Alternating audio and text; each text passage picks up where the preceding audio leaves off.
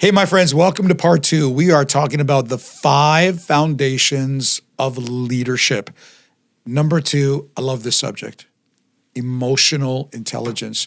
Your goal, my goal, our goal ought to be the most intelligent person in the room at all times. Easier said than done, particularly when you're dealing with high stakes, high emotions, opinions that vary, and sometimes some very unemotionally intelligent people. But as a leader, you need to lead as an example. Can I just tell you what Daniel Goldman, the man who popularized the emotional intelligence concept, stressed that leaders with strong emotional intelligence are much more effective because people are willing to follow them and not just obey them. This is the power of emotional intelligence. But what is it? There's a couple of concepts I want to talk about today: interpersonal leadership and intrapersonal leadership.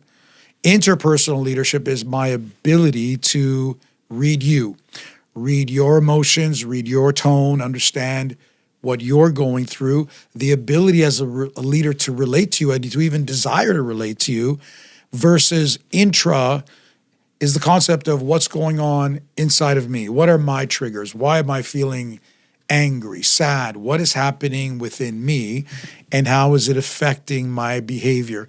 Because all emotions can't come out. All emotions cannot be expressed to the people that we are leading. So inter, between you and I, intra, in myself. And so when we talk about emotional intelligence, really it's the ability to self-lead ourselves, to regulate ourselves, to be aware of what's happening within us, and obviously to be aware of what's happening in the organization.